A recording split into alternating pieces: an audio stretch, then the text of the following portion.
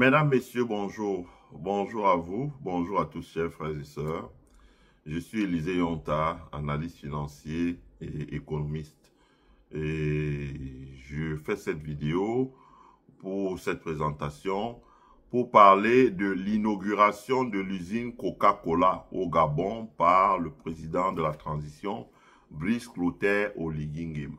Voilà, donc vous me direz pourquoi je fais la vidéo. D'abord parce que je suis actionnaire de Coca-Cola. Hein. Ceux qui regardent ma chaîne depuis le début de la chaîne, j'ai commencé les premières vidéos, je buvais du Coca-Cola dans la chaîne. Et donc, les gens m'ont dit, ouais, mais pourquoi tu fais ça, tu fais la publicité? Je leur ai dit non. Moi, au début, j'ai commencé à ramasser les actions de Coca-Cola à 30 $, 30 $, 30 $. Donc, je crois que j'avais un second travail là. Et à la fin du mois, ça me donnait 1000 $. Les 1000 $, je mettais ça dans les actions de Coca-Cola. Et de Caterpillar, voilà. Donc, j'ai ramassé comme ça un paquet d'actions de Coca-Cola. 60 $, ça fait beaucoup. C'est pas, peut-être 600 actions. Mais aujourd'hui, quand on voit la valeur, la valeur de Coca-Cola, ça fait beaucoup. Et Coca-Cola paye les dividendes. Donc, je fais la publicité de Coca-Cola. Et les gens pourront se demander, mais tiens, pourquoi est-ce qu'on fait cette vidéo et on parle de l'inauguration de l'usine Coca-Cola? Rappelez-vous bien ce qui s'est passé au Gabon. On ne va pas revenir. L'agence gabonaise de la sécurité alimentaire. D'ailleurs, je regardais sur le site de cette agence de la sécurité alimentaire, sur sa page Facebook. Il y a eu un nouveau directeur général qui a été nommé par le président Brice Clotaire Oligui Nguema. Et j'ai regardé son message sur la page d'accueil qu'il a posté. Il a dit quand il a été nommé, il a été reçu au palais de bord de mer de Libreville par le président de la transition, Brice Clotaire Oligui Nguema, qui lui a donné les instructions de ça et ça. Voilà. Donc, ça confirme ce que moi j'avais dit depuis le début. J'avais dit que il y avait deux choses. Soit c'est le général Oligui Nguema qui était derrière une cabale contre le groupe Fokou-Foberd au Gabon, parce que on lisait certaines choses sur les réseaux sociaux où des gens disaient que les investissements de Fokou-Foberd au Gabon, ça appartenait à Ali Bongo. Qui n'est pas vrai. Qui n'est pas vrai. Monsieur Fokou, c'est quelqu'un d'assez discret, mais c'est quelqu'un qui a énormément investi au Gabon. D'ailleurs, on vous dit que c'est depuis plus de 20 ans qu'il investit au Gabon. Il a investi beaucoup partout en Afrique. Simplement que je crois qu'au décès de Père Bongo, il y avait une attitude volontariste de Ali Bongo qui avait dit, bon voilà, nous maintenant, on va se tourner vers le business et tous ceux qui au Gabon, aussi bien investis au Gabon, sont les bienvenus. En droit public, il y a ce qu'on appelle le principe de la continuité de l'État. Si le principe de la continuité de l'État n'existait pas, aucun investisseur n'irait investir à l'étranger. Ça veut dire que quand vous investissez au Gabon, vous faites l'assumption que vous n'êtes pas venu faire la politique au Gabon, vous êtes venu investir au Gabon, créer des usines, créer de la valeur ajoutée, créer des emplois, créer de la richesse, générer des impôts et taxes que vous allez donner à l'État. Voilà. Faire que le Gabon ait une renommée internationale. C'est ça la mission des entrepreneurs comme les M. Fokou-Bernard. Je dis encore que je vous jure que je n'avais jamais vu, je ne connaissais même pas à quoi ressemble Fokou. Pourtant, en 1990, avec nos parents, on allait faire des achats en millions de francs chez lui. Je ne connaissais même pas à quoi il ressemble, Fokou. Je l'ai vu quand on l'a vu avec le général Oligui Nguema et qu'ils ont mis la photo sur les réseaux sociaux. C'est là que nous, on a découvert son visage. On ne savait même pas à quoi il ressemble. On n'a jamais entendu parler de cet homme-là. Au niveau du Cameroun, on ne l'a jamais vu. Même lors de la présentation des vœux, il n'existe pas. Il est complètement effacé. Oui. S'il n'y avait pas le principe de la continuité de l'État, les hommes d'affaires ne viendraient pas dans les autres pays. Parce que vous allez venir au Gabon aujourd'hui. Par exemple, ils arrivent au Gabon, vous venez au temps de Père Bongo. Le Père Bongo avait de très bonnes relations avec les Camerounais. De très bonnes, c'est pas au président gabonais que je vais apprendre ça, puisqu'il travaille à côté de Père Bongo. Le Père Bongo avait de très bonnes relations avec les Gabonais, avec les Camerounais. Il n'y a jamais eu un moindre quoi. Et même quand il y en avait, avec sa manière de faire, ça se réglait très rapidement. Combien de Camerounais étaient au bord de mer à Libreville? Combien de camarades de classe nous avons eu au Gabon? Oh, mon père est pilote à la présidence. Oh, mon père, c'est à la présidence. Mais toi, tu es quoi, toi? Ah, moi, je suis gabonaise. Ah, moi, je suis camerounais, gabonais. Donc, il a tué des bonnes relations. Bon, imaginez un entrepreneur vient s'installer au Gabon sous Père Bongo. Ok, Père Bongo décède et c'est Ali Bongo qui prend le pouvoir. Ali Bongo va pas dire, bon, puisque vous êtes venu sous mon père, je vous chasse tous. Parce que c'est la continuité de l'État. C'est les mêmes règles qui s'appliquent. En tout cas, pour les entrepreneurs, un pays a intérêt à rassurer les entrepreneurs, à rassurer, faire la continuité. Et après, Ali Bongo s'en va, c'est le général Oligui Nguema qui arrive. Le général Oligui Nguema ne va pas couper la tête de tous les hommes d'affaires qui sont arrivés sous Père Bongo Ali Bongo. Ça n'a pas de sens, parce qu'ils continuent à payer leurs impôts, à produire, à vendre, à payer le salaire des employés, à payer les taxes, à payer, il y a des impôts, il y a les taxes, par exemple, la taxe sur la valeur ajoutée, etc. Et reverser des dividendes aux actionnaires, s'il y a des Gabonais, etc., etc. Donc, tout ça, ça se fait au nom de la continuité de l'État. Donc, moi, je pense que les gens étaient un peu inquiets en se disant, oula, certes, il y a la rupture au Gabon, certes, il y a une nouvelle équipe qui envisage d'opérer des changements, mais je pense quand même pas, parce que je dis ça pour répondre aux gens qui disaient, il faut qu'on mette Foucault dehors, parce qu'on a tout entendu sur les réseaux sociaux camerounais. Il faut qu'on mette Foucault dehors parce que c'est sûrement l'ami des Bongo. Non, pas du tout. Quand vous êtes un homme d'affaires, vous êtes au pouvoir, vous êtes ami avec tout le monde. Les Zuckerberg, ils sont les amis des démocrates et ils sont les amis des républicains. Donald Trump était le premier financier des démocrates. Je dis l'un des premiers financiers des démocrates. Rappelez-vous, quand on découvre Donald Trump et ses ambitions politiques, c'est qu'il invite à la Maison Blanche Barack Obama. Il est dans la foule. Barack Obama, et je rappelle que cet endroit-là, vous payez pour entrer là, ce n'est pas gratuit. Et quand vous voyez Trump était à moins de 10 mètres d'Obama devant le siège là, c'est 5 à 10 000 $ cet endroit-là. Donc il a payé. Il s'est déplacé de New York avec son avion, il est venu à Washington, il est descendu dans Trump Tower à son hôtel, il est allé à la Maison Blanche, etc. Les hommes d'affaires travaillent avec les gouvernements. Parce qu'un gouvernement a un budget. Il faut qu'il rentre des impôts, il a des programmes sociaux, etc. Il faut qu'il crée des emplois, il faut qu'il donne de l'emploi. Surtout dans un pays comme le Gabon, il y a la jeunesse, la population est jeune, il faut que les gens travaillent. Parce que s'ils ne travaillent pas quand ils deviennent vieux, ça devient un problème pour les caisses de retraite, pour beaucoup d'autres choses. Le système de santé, pour beaucoup d'autres choses. Ça alourdit les dépenses de santé. Donc, il faut que les gens aient travaillé, cotisé, payé des impôts, que le pays ait constitué des réserves. Donc, les chefs d'entreprise travaillent avec tout le monde. Ils se soumettent aux règles. Je reprends le discours du représentant du groupe Faubert pendant l'inauguration. Nous sommes ici au Gabon, nous entendons travailler et nous conformer aux règles du gouvernement gabonais et d'entretenir les meilleures relations possibles. Donc, à partir de ce moment, on ne peut mettre que l'incident qu'il y a eu sur le dos du directeur de la précédente agence gabonaise de la sécurité alimentaire. Je pense que là-dessus, c'est d'ailleurs ce que dans tous les forats d'entrepreneurs, de jeunes entrepreneurs africains, de Camerounais et de cadres de la diaspora, on a passé le message en disant, écoutez, je pense qu'avec ce geste, le général Brice Clotaire Oligui Nguema a démontré parce que les gens étaient gonflés à bloc. Ça devenait comme une déclaration de guerre. Après l'affaire de Steve Akam, les gens ont dit non, là, il semble qu'il y a un problème que les gens au Gabon veulent régler à des Camerounais. Et ça part mal. C'est bizarre. Où est-ce que ça va déboucher? Mais là, je pense que c'était un incident isolé. En tout cas, l'attitude de Brice Clotaire Oligui Nguema montre que c'était un incident isolé. Il y a eu le directeur de cette agence-là qui a été limogé. Il a été mis de côté. Et si je ne vais pas faire écouter la bande audio, mais l'annonce, mais si vous allez sur la page de Facebook de Agence Gabonaise de la Sécurité Alimentaire, vous allez écouter le nouveau directeur qui vous dit, voilà, Oligui Nguema. Ça veut dire que même des gens ont été licenciés, là. Et il dit qu'Oligui Nguema lui a demandé de recruter 5 personnes par région au Gabon. Donc, il de lancer un recrutement des personnes par région au Gabon. Ça veut dire que même les gens qui étaient mêlés à cette affaire ont dû perdre leur poste. Ont dû perdre leur poste. Je reviens encore parce que ce qu'ils ont fait, ça a apporté un préjudice grave au Gabon. Le Gabon aujourd'hui est confronté, comme le Cameroun, comme le Congo, comme la Centrafrique, à un lourd problème de chômage. Le point le plus... C'est-à-dire que ce qui...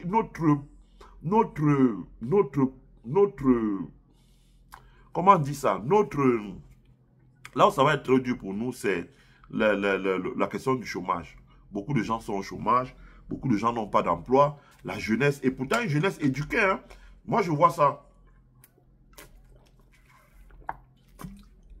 Permettez-moi.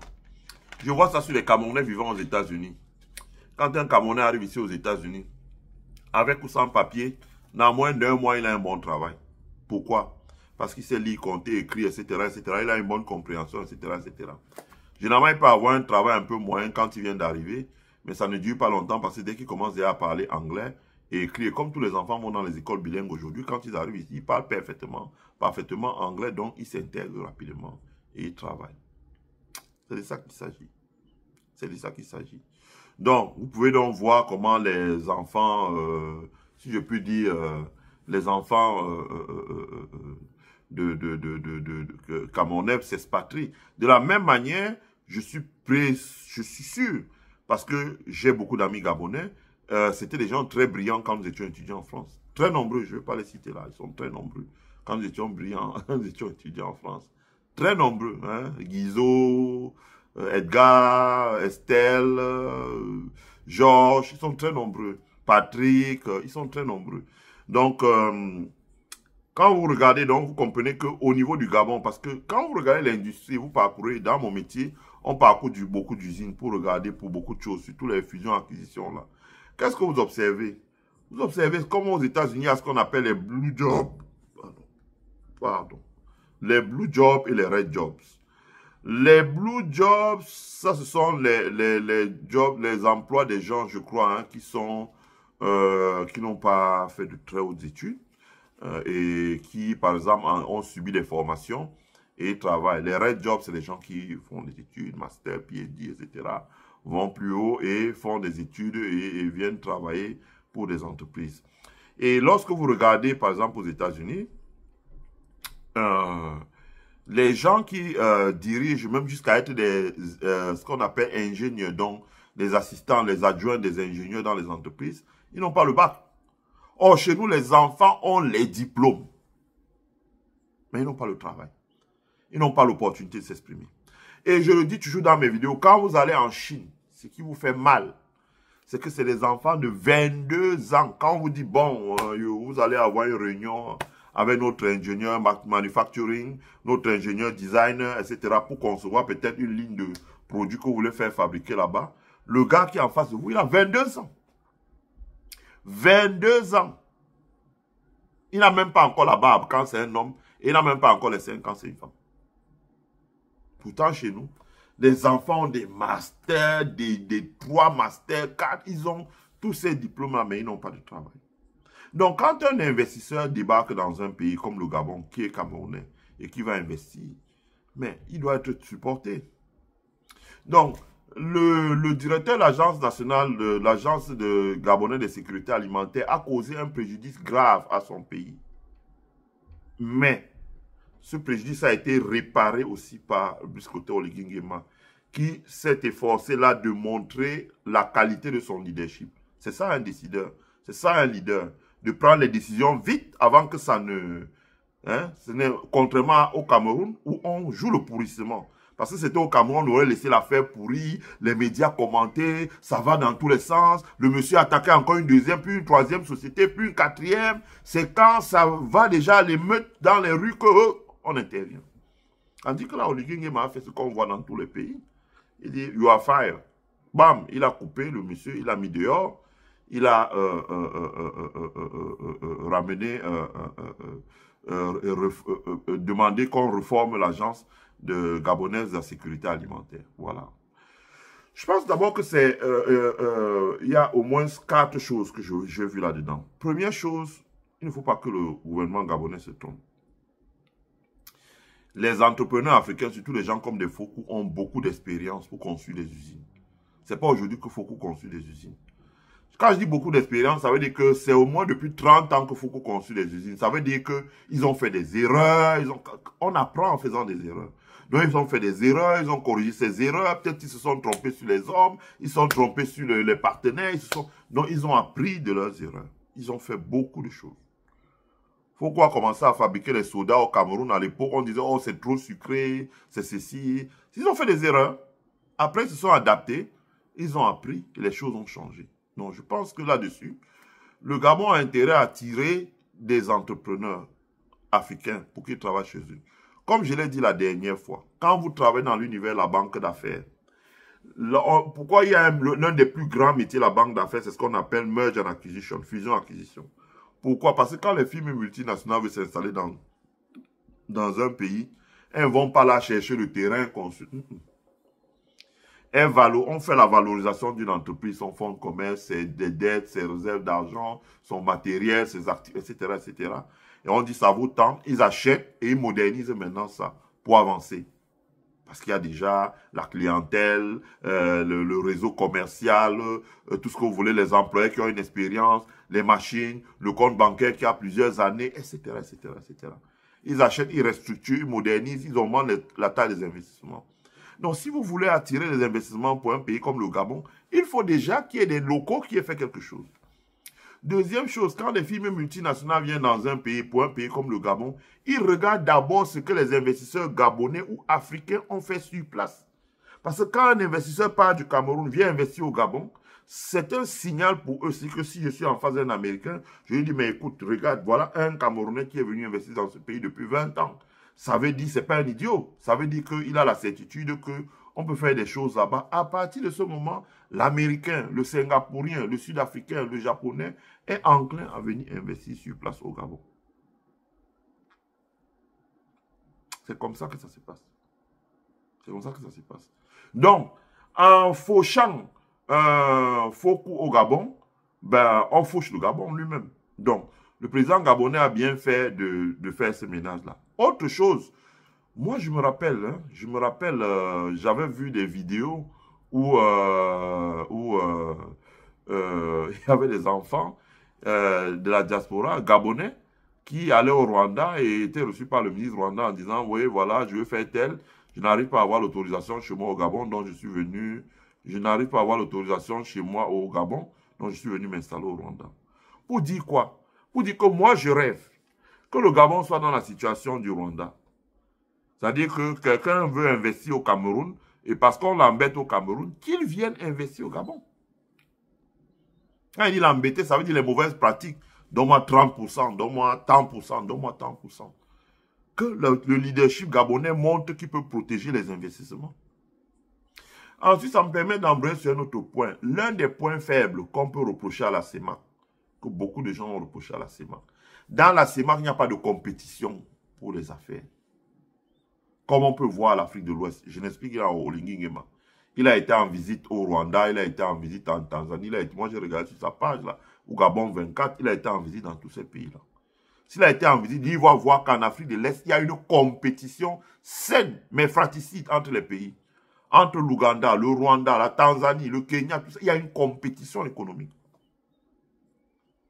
Quand vous arrivez en Afrique de l'Est, vous dites, je vais investir dans un pays, vous faites un tour au Kenya, on déroule le tapis rouge pour que vous y restez. Vous allez en Éthiopie, on déroule le tapis rouge. Vous allez au Rwanda, on déroule le tapis rouge. Vous allez en Tanzanie, on déroule le tapis rouge. Donc partout où vous allez, on fait tout pour vous garder là-bas, pour que les capitaux arrivent là. On ne retrouve pas ça en Afrique centrale. Mais je pense qu'avec l'arrivée d'un nouveau leadership quand même en Afrique centrale, on a Mahamat Kakadebe, on a Faustin Touadéra, on a maintenant Oligui Nguema, donc c'est 50-50. Ça veut dire que bon, de l'autre côté, il reste Paul Biya-Sassou au bien, mais on a un nouveau leadership. Mais ce leadership-là doit au moins imprégner la compétition économique. Ça veut dire que bon, vous êtes un entrepreneur, vous voulez investir au Cameroun, les conditions sont difficiles, vous venez investir au Gabon. Ce n'est pas une menace, c'est la compétition économique. Et je pense que là, on a eu peur que Oligui Nguema, en venant d'arriver, il foire d'entrée de jeu. C'est comme tu entres sur, on te met un numéro 10 pour un match. Le premier ballon, tu tapes ton pied sur le poteau et puis tu sors alors que tu as fait 5 minutes de jeu. On s'est dit, mais putain, il est en train de sortir après 5 minutes de jeu. Bon, heureusement qu'il a rattrapé ça rapidement. Il a rattrapé ça rapidement. Autre chose, l'un des enjeux, je crois que je suis au 3e point, l'un des enjeux dans cette affaire, c'était, on va aller même jusqu'à 5 points, parce qu'après je vais parler des diasporas et des marchés financiers, je vais parler aussi allons-y. L'un des enjeux, que je ne perde pas ma mémoire, d'un des enjeux dans cette affaire pour Oligui Nguema, c'était aussi Coca-Cola. C'était Coca-Cola. Parce que le directeur de l'agence sanitaire, là, n'a pas hésité. J'ai regardé le reportage, a dit qu'il y avait des produits Coca-Cola avariés et vendus au personnel. Comment vous pouvez, je dis ça pour nos fonctionnaires, ce qui me frappe dans la tête, c'est toujours, comment cet homme est arrivé à faire ça, alors que Coca-Cola, financé par la BGFI gabonaise, venait d'investir près d'une trentaine de milliards au Gabon pour fabriquer des boissons en canettes. Ça veut dire que la firme Coca-Cola a localisé au Gabon le site de fabrication des boissons en canettes. Lesquelles boissons, je me rappelle, c'était importé au Cameroun à partir de la France. Désormais, Coca-Cola a mis le hub de fabrication des boissons en canettes, Coca, Sprite, Fanta, etc., au Gabon. Mais ce monsieur a trouvé le moyen d'entrer dans l'usine de Coca-Cola et dire qu'on est en train de vendre des produits qui tuent les Gabonais. Bon, il a importé les méthodes qu'on a au Cameroun. Vous avez vu au Cameroun, vous êtes un importateur de poissons. Si vous ne donnez pas l'argent, on a vu ça avec Congelcam. Vous ne donnez pas l'argent, vous arrivez au port, vous avez 3000 conteneurs de poissons. Les gars, ils ont débranché 600 conteneurs de poissons. Tout a pourri là au port. Tu vas faire quoi à qui? Si Ringo est le protégé de Ngongo, tu vas rien faire. Il le fait parce qu'il sait qu'il est protégé. L'autre a perdu 600 conteneurs de poissons. Parti à l'eau, jeté. Et l'autre ne va jamais lui rembourser un radis. Peut-être si Paul Biya n'est pas là, là, il peut porter plainte. Mais là, il ne peut même pas. Parce que si Paul plainte, même on va dire que bon, comme tu as porté plainte là, aucun conteneur ne passera plus jamais. Et ça marche comme ça. C'est ce que l'autre a voulu reproduire au Gabon. Malheureusement, peut-être ça n'a pas marché. Et Oligui Nguema aussi a donné un signal fort aux investisseurs. Bon, si vous venez chez moi, vous n'aurez pas à faire un fonctionnaire qui vous brime comme si vous étiez des petits-enfants, parce que je m'engage à couper les têtes et je m'engage à rétablir l'ordre. Ça, c'est à son crédit. C'est à son crédit. Ça ne nous coûte rien de le dire, il faut le dire. Le Gabon a besoin d'attirer les investissements étrangers. Amener Coca-Cola sur son territoire.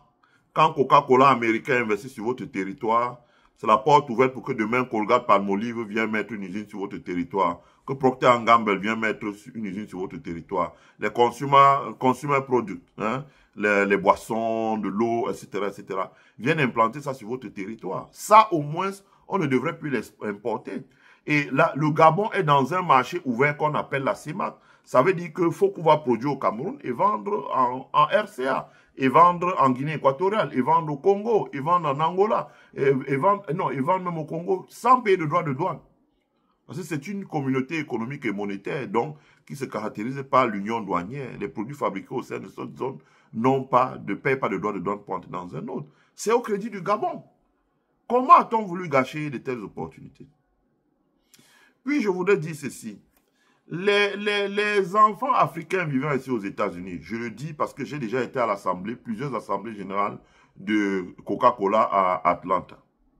D'ailleurs, certaines mauvaises langues sur les réseaux sociaux disent non, Oligui Nguema n'est pas gentil comme vous croyez. Le problème, c'est que comme dans cette affaire, ils ont sali Coca-Cola, Oligui Nguema a eu peur que voilà, Coca-Cola attaque aussi le Gabon en ripostant en disant, bon, comme tu veux me salir, je mets aussi les machines doubles parce que c'est un réseau que je connais ici aux États-Unis. Si se jette sur vous, même si vous êtes un État comme le Gabon, même comme le Nigeria, vous allez trembler, le sol va trembler autour de vous. Donc, les gens disent non, il a fait ça parce qu'il a voulu se rattraper. Mais au fond, c'est quelqu'un qui n'aime pas les investisseurs camerounais, surtout Bamileke.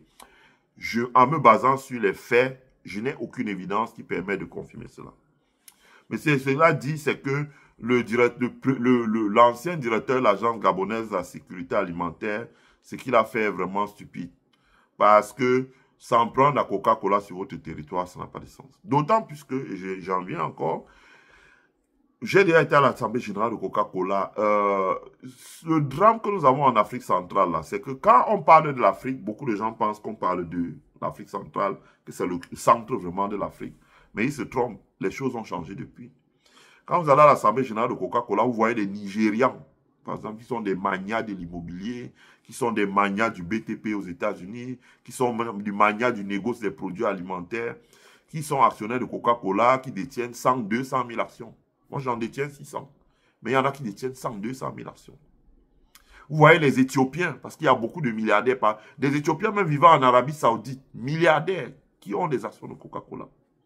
Et moi, j'ai déjà vu, lors de beaucoup de réunions, ces gens disent, écoutez, pourquoi Coca-Cola continue à donner à des firmes étrangères? Par exemple, je ne dis pas ça pour attaquer, hein, par exemple, c'est Castel qui embouteille les boissons Coca-Cola au Cameroun. Pourquoi Coca-Cola donne l'embouteillage de ces boissons à ces gens, alors qu'il y a des Africains qui peuvent faire ce travail, des entrepreneurs africains qui ont peut-être leur usine, mais qui peuvent s'associer avec Coca pour travailler. Ça permet que l'argent, ça permet de faire confiance au capitalisme local. Ça permet qu'ils apprennent, ça permet qu'ils se forment, et ça permet qu'après ils apprennent à travailler, à comment on travaille avec une grande multinationale comme Coca, pour aller après investir avec d'autres firmes multinationales.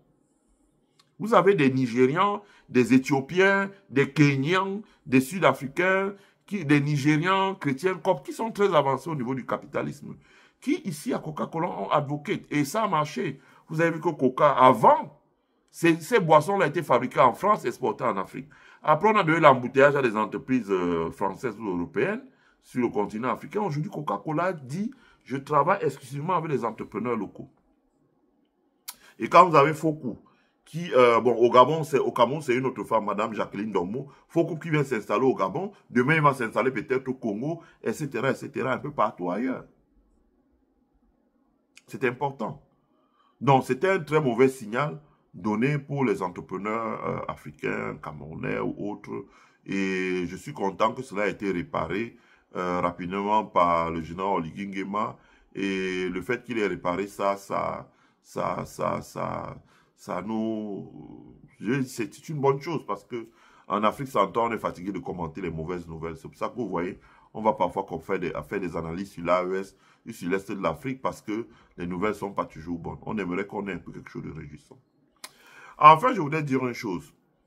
Le Gabon, ce n'est pas parce qu'il n'a pas une grande population ou qu'il n'a pas un grand territoire grand comme la RDC qu'il ne peut pas surprendre le monde. Prenez l'exemple de de Singapour, par exemple. Hein.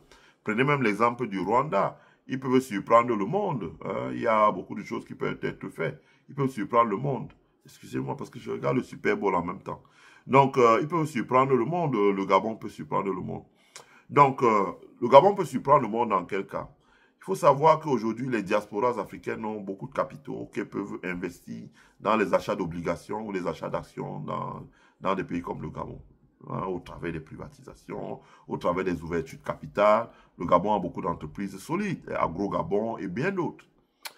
Ensuite, vous avez dans les diasporas africaines, camerounaises surtout, donc par rapport à l'Afrique centrale, les diasporas camerounaises sont très très loin. Ils sont au niveau égal au Nigeria, ici, là. C'est des investisseurs dans beaucoup de choses. Dans l'informatique, dans beaucoup de choses. Je me rappelle, Oligui Nguema n'était pas encore au pouvoir. J'avais été chargé ici, là, par un fonds de pension situé à Boston, d'étudier la possibilité de chercher des gens qui font de la tech, la high-tech en Afrique centrale. On avait cherché, j'avais eu des entretiens avec des Gabonais, ici, là, sur Microsoft Teams. On avait discuté, mais il n'y avait rien. D'ailleurs, ils m'ont relancé dernièrement, mais je ne vais pas donner le nom des enfants des gens ici comme ça. Hein? Ils ont été repris par le système, qui les ont donné une place, et ils cherchent toujours. Donc, il y a beaucoup de choses dans la tech, dans l'agro-industrie, dans la transformation de produits forestiers, etc., etc. Si nous gagnons de l'argent au Gabon, vous pensez qu'on va l'investir où? On va l'investir toujours en Afrique centrale. On va l'investir au Cameroun, on va l'investir au Congo, on va l'investir. Regardez comment les pays de l'Afrique de l'Est ont fait des gros progrès. Regardez comment les pays d'Afrique de l'Est, le Kenya, l'Ouganda, etc., ils ont fait de gros progrès économiques, sécuritaires, etc., etc., etc. Mais l'Afrique centrale a dormi. Dormi. Dormi. Dormi. On espère que l'arrivée de Oligui Nguema, c'est là il peut donner un nouveau timing en disant mon pays est ouvert aux investisseurs, venez chez moi, je m'engage à protéger les investisseurs. Comme je vous ai dit l'autre jour, un entrepreneur c'est un soldat de l'économie, c'est un guerrier de l'économie. Un entrepreneur est un guerrier de l'économie. C'est un guerrier de l'économie. Eh oui. L'entrepreneur est un guerrier de l'économie. Il se lève tous les matins, il se bat. Il se bat pour avoir la matière première, il se bat pour avoir l'énergie, il se bat pour avoir les produits finis, il se bat pour les vendre, il se bat pour récupérer l'argent, il se bat pour tout. Il se bat pour se conformer aux règles. Il se bat pour trouver les financements, pour rembourser les prêts, pour donner les dividendes aux actionnaires. Il dit, quand vous êtes un entrepreneur, vous avez 1000 choses à faire. Il faut au moins qu'ils soient soutenus par l'État. Et personnellement, j'ai été d'ailleurs le premier à l'annoncer, parce que j'ai eu le signal là sur le groupe, la page, ou sur le compte WhatsApp de la présidence gabonaise. Moi, j'ai posté ça sur ma page, en disant, tiens, le général Bricoteur Oligui-Nguema n'a pas seulement reçu Fokou, il s'est déplacé en personne pour aller inaugurer l'usine Coca-Cola. Voilà, ça fait du bien. Hein? Et d'ailleurs, même suite à ça, j'ai dit, bon, tiens, peut-être que le mois-ci, on avait 600 actions de Coca-Cola, on va faire un effort d'en rajouter encore 100 pour qu'on monte à 700. On va faire un effort pour qu'avant la fin de l'année, on soit à 1000 actions. C'est une bonne chose. C'est une bonne chose. Parce que plus on a des actions aussi, parce que quand, il faut qu'on explique aux gens, quand vous mettez de l'argent sous forme d'actions, Coca-Cola utilise ça pour financer l'expansion en Afrique. Et j'ai oublié d'expliquer dès le début, le business model de Coca-Cola, c'est que Coca-Cola, ce n'est pas une entreprise comme par exemple d'autres qui, non. Coca-Cola donne la matière première, fait la publicité, la formation, l'assistance à la construction des usines, tout ça. Et vous avez des entrepreneurs, qui construisent, qui me distraient. Vous avez des entrepreneurs qui sont qu'on appelle des embouteilleurs.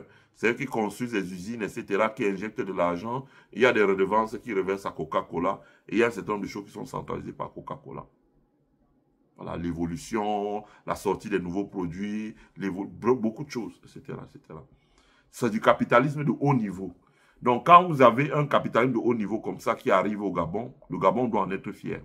Quand vous avez un entrepreneur camerounais qui arrive à dealer avec un grand groupe d'État international comme ça veut dire qu'il peut dealer avec n'importe qui sur la terre, même avec Boeing pour fabriquer les avions. Et c'était tout à notre avantage. Et ces entrepreneurs ne demandent qu'une chose, d'être protégés, soutenus, supportés par le pouvoir politique, comme on voit partout dans le monde. Quand on était plus jeunes en France, on voyait Jacques Chirac voyager pour aller en Afrique. Il voyageait avec les hommes d'affaires français. On appelait Chirac, on regardait Capital sur Emmanuel Chen, sur la 6. On appelait Chirac le VRP, parce qu'il voyageait avec les hommes d'affaires. Ça, c'est quelque chose qu'on veut voir aussi en Afrique. Les présidents voyagent avec les hommes d'affaires. Et je peux vous garantir que les faux coups là, demain, 6 ans, Trambo, il a dit que le projet a été financé par la BGFI et une autre banque gabonaise. Mais demain, il peut avoir tout type de financement au sein des diasporas africaines pour développer d'autres projets. C'est important. Voilà. Franchement, tout est bien qui finit bien.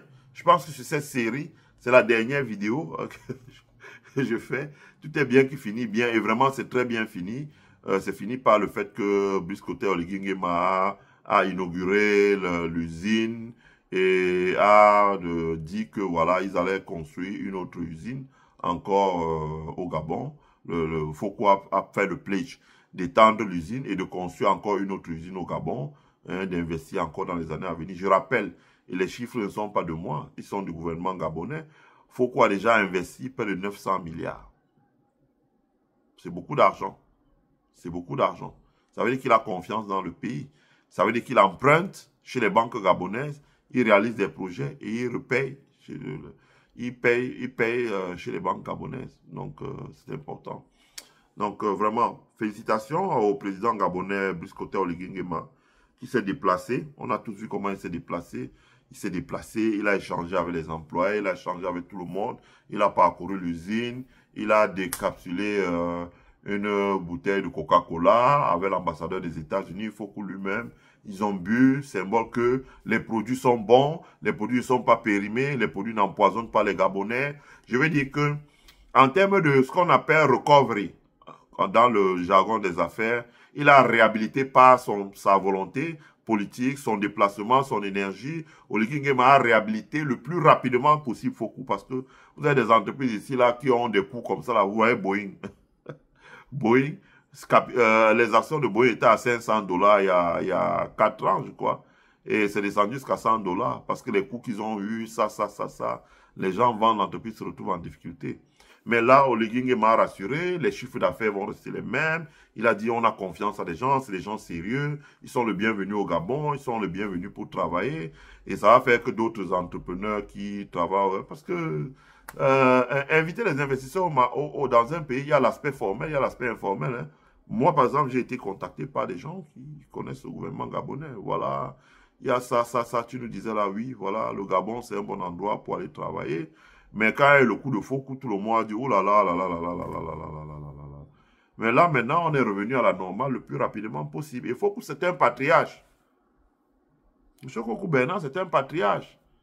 Hein, c'est un patriarche dans la communauté Bamileke et même dans la communauté Grassfield. C'est-à-dire qu'on ne va pas forcément discuter avec lui, mais quand on le voit faire quelque chose, on se dit, tiens, on attend de voir si ce qu'il va faire va marcher là où il va là, parce que vu son expérience, et après on peut emboîter le pas. Donc, félicitations au général Brice-Côté Oligingema qui a réglé l'affaire très rapidement. Bon, je ne voulais pas jouer les audios parce que je ne voulais pas que la présentation dure une éternité. Je vous remercie à tous et à toutes, à tous ceux qui ont suivi cette vidéo. Mettez un like sur la vidéo, partagez-la sur votre mur, abonnez-vous sur notre chaîne et activez la petite cloche pour recevoir toutes les notifications quand nous sommes en direct. Et surtout, restez scotchés. Souscrivez le membership pour soutenir le développement de notre chaîne ou donner un thank you. C'est un geste ponctuel que vous pouvez faire pour soutenir le développement de notre chaîne. Hein. Vous allez sur le petit cœur là, sur la vidéo, vous faites un thank you. C'est comme les étoiles sur Facebook. Donc, vous faites un don, ça permet de soutenir le développement de notre chaîne. Voilà. Je vous remercie. Je vous souhaite à tous et à toutes de passer une agréable journée, une agréable semaine et surtout prenez soin de vous. Restez scotchés sur notre chaîne car ici c'est la chaîne du savoir. Bye.